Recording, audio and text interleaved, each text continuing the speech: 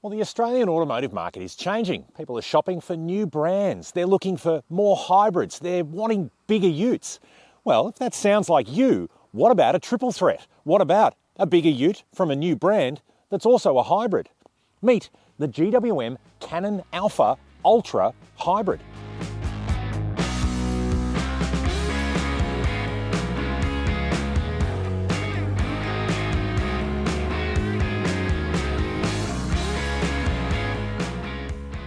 The GWM Cannon Alpha Ultra Hybrid is the first hybrid ute to enter the Australian market.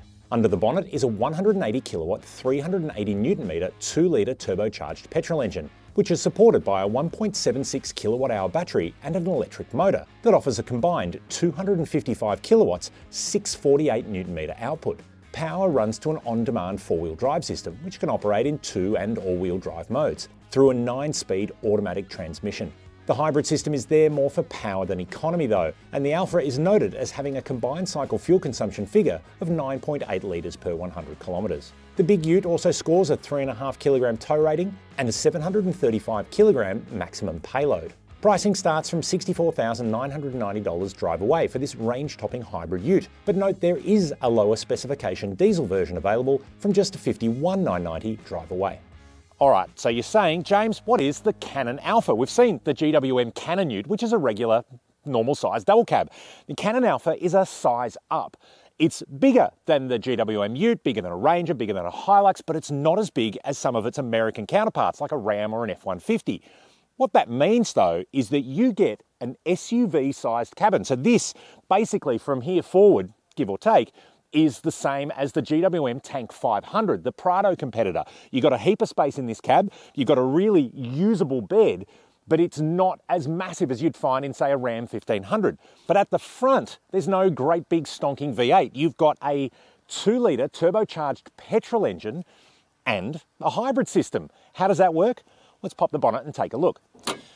Right, well, don't mind the dirt, we've been having a bit of fun, but this is a 2-litre turbocharged petrol engine. We're seeing a few more petrol utes hit the market, things like there's a Volkswagen Amarok, obviously the Ranger Raptor, but the 2-litre turbocharged petrol mated to a proper hybrid system. So it's a plugless hybrid like a Toyota. Orange cables, obviously, as we've learned, they mean high voltage, don't touch. But there's a 1.76 kilowatt hour battery pack on this thing. And what that does, it doesn't give you the fuel economy savings that you might find in a RAV4 or a Camry or Corolla. It gives you extra power. And this thing's packing some pretty serious punch. It's 255 kilowatts, 648 newton meters, and that's a power to weight ratio of 101 kilowatts per tonne. That's higher than what you'd find in something like an Isuzu D-Max. And while that may sound pretty high for a standard size ute, this guy's a bit bigger. Let's check out the tub and we'll talk about loads and payloads and towing, because that's where the Alpha, may not fit the bill. Now, as we like to say about utes, it's the inverse mullet. Party in the front, business in the back. You've got a pretty solid load area here with a pretty cool tailgate. Now, as you can see, soft open, nicely featured. You've got 4 tie-down points, albeit no power output. But check this out.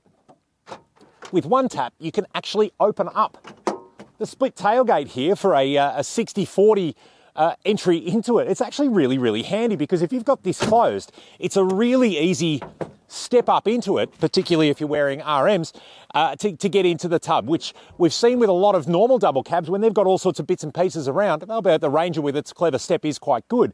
This does make it easier to use the load bay for, well, standing in it, but also other bits and pieces. But now some numbers, because this is where the Alpha may or may not work for you. 3.5 tonne towing, that's good.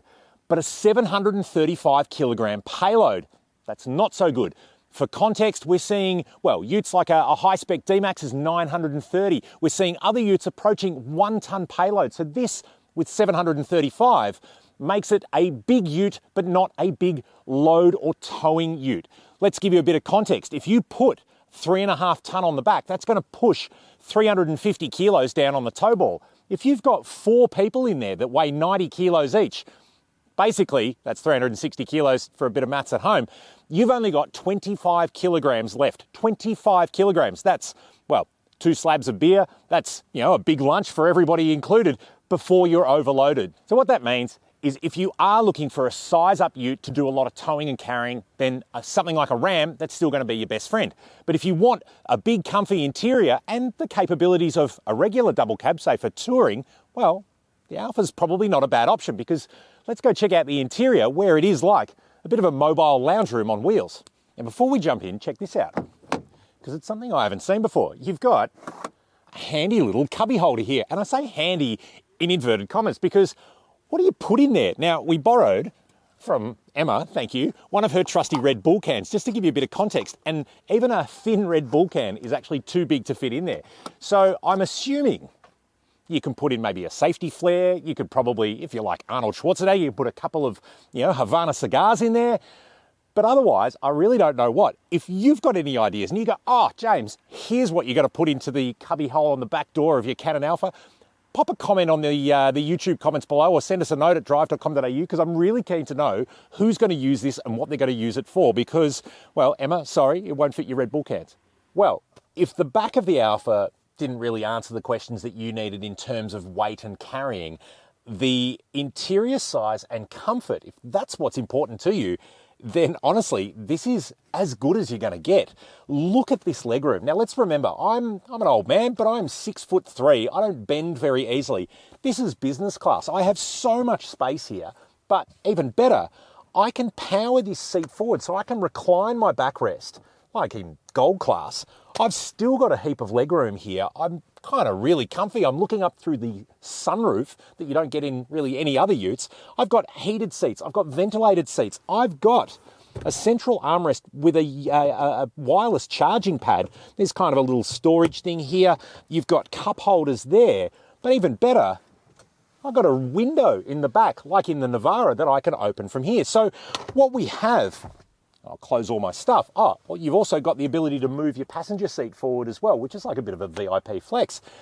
But generally what we have in the back of a ute is an SUV, and I think that's what GWM are really trying to position with the Alpha. This is the Tank 500's interior, so that if you are looking for the luxury and the comfort and the space of an SUV in the functionality of something with a tub, that's where the Alpha really works. Not great for towing the heaviest thing you can find, but if you're going to be doing a lot of touring, maybe wet sports, you're putting bikes in the back and you've got teenagers who are in here, this is a brilliant platform to do it.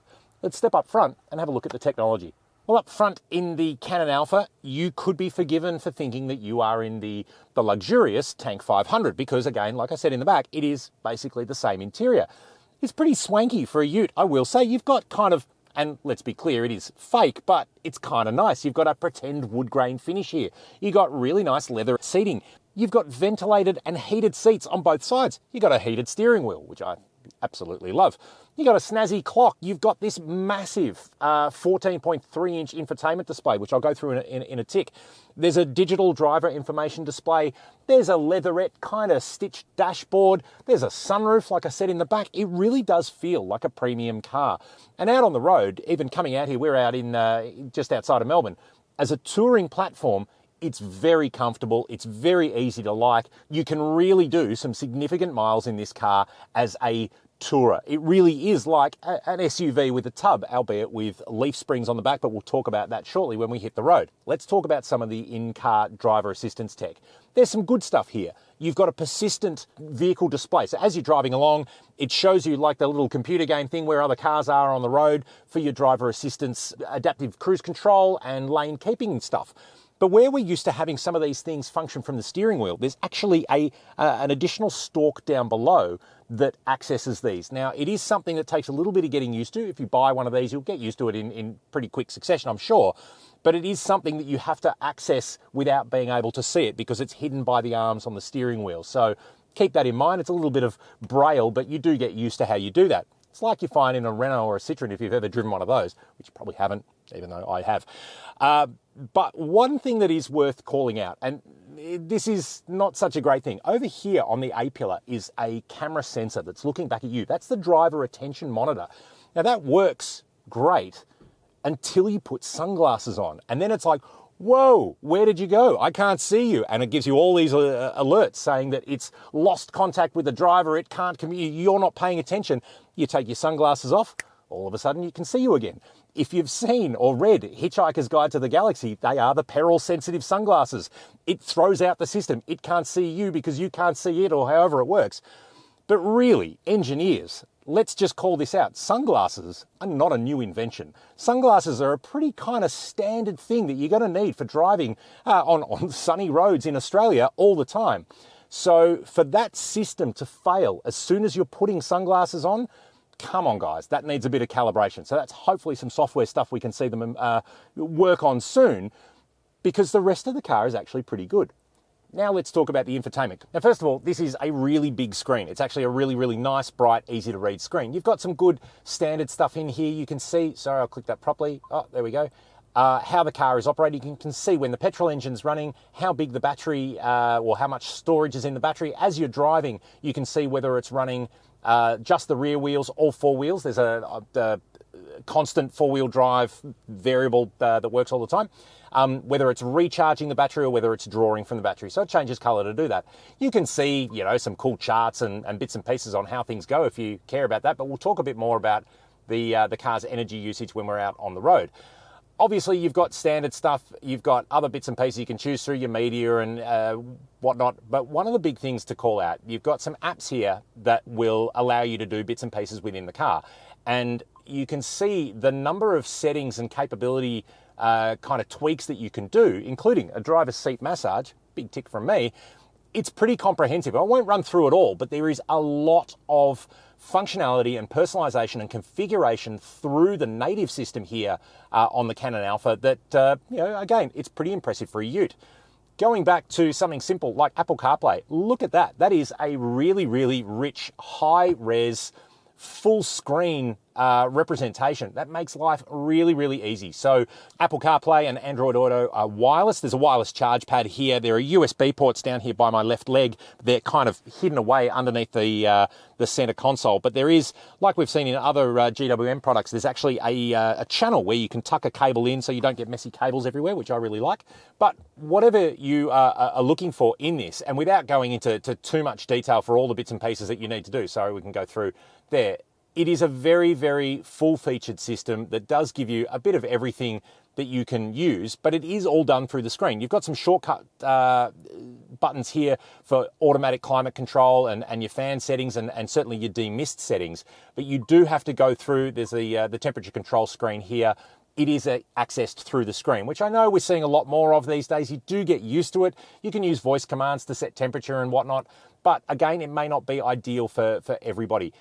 If you are thinking about the Canon Alpha, go and sit in one, go and have a play with all this, make sure that it does all the things that you want it to do. But in terms of giving you a bit of everything, I tell you what, it's certainly on the right track. And look, personally, I just keep Apple CarPlay up because I really like that full screen representation. It means you can use voice to text. It means you can easily get your phone calls and things, listen to 3AW, listen to me on 3AW, even better. But it's a really, really usable platform there. Now, we've talked about technology, we've talked about comfort, we've talked about all the bits and pieces inside the Canon Alpha. Let's see how this thing handles a bit of off-road and on-road, because again, I tell you what, it does all of this quite effortlessly, but there is a key call out about the hybrid system that I will need to remind you of when we're out and about.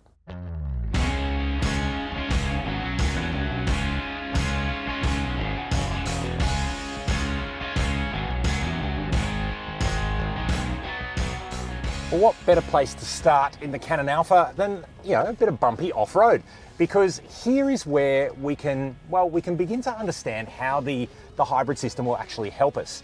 And it's interesting, like I've left this car in its normal drive setting. You'll have to bear with me because we're going to go down some bumpy stuff just to show how capable and how easy this thing is, because, and I'll share a little secret with you when I get to the bottom here, this is still a pretty long wheelbase customer for bouncing around off-road.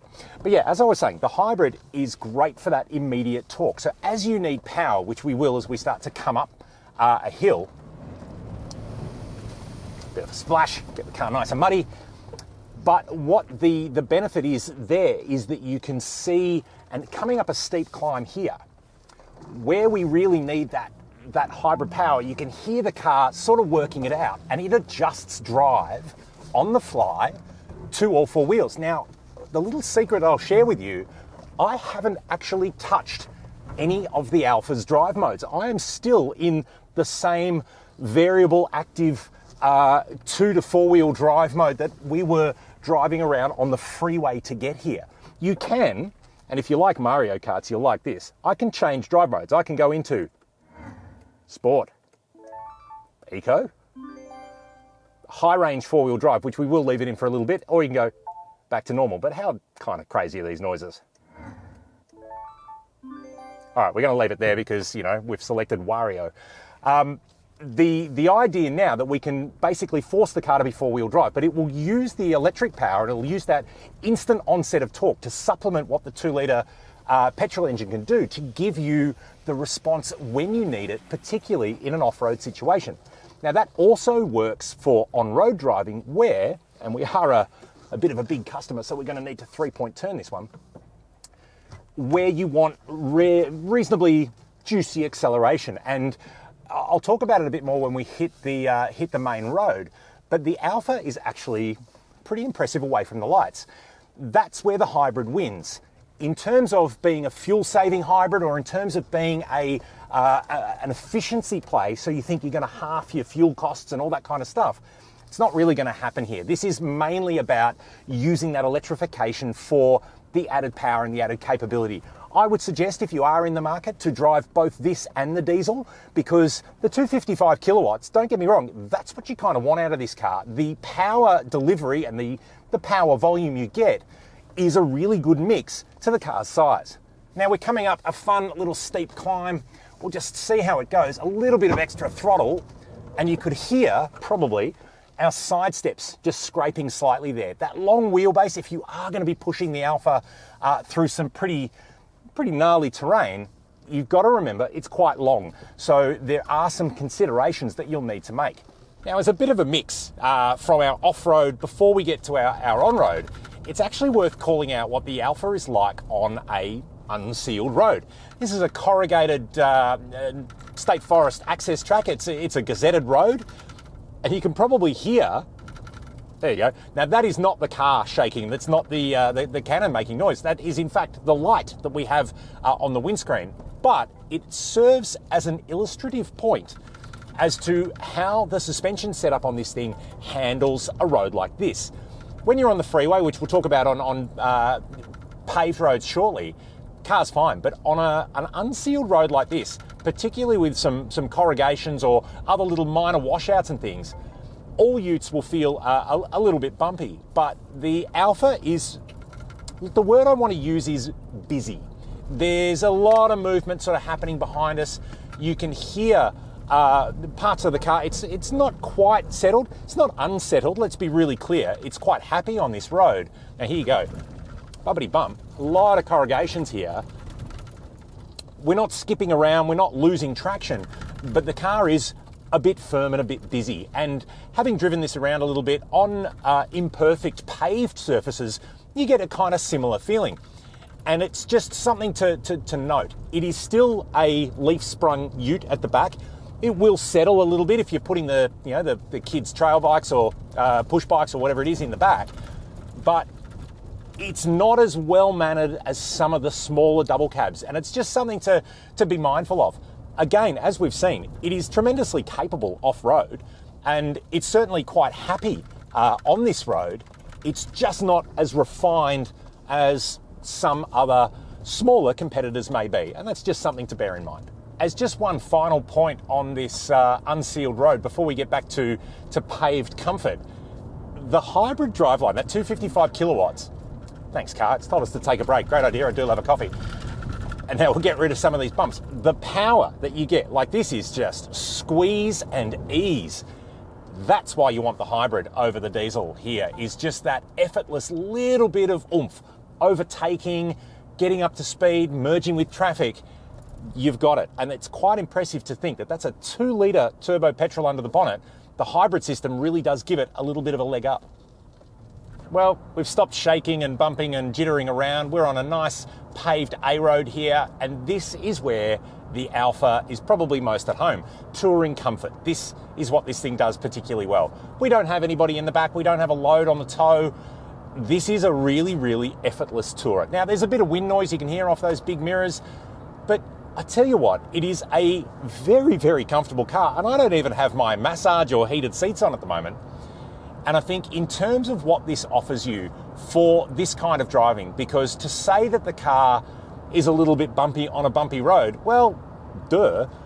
To say that it's nice and smooth and comfortable and really quite effortless, even with some, a few little, let's call them niggles with the driver assistance system, it really is an easy car to like. And it is certainly at its value point, it's an easy car to convince yourself that maybe this is worth considering over a regular sized ute or under a high-powered and high-weight Focus Ram or something of that ilk, because you're paying considerably more for one of those.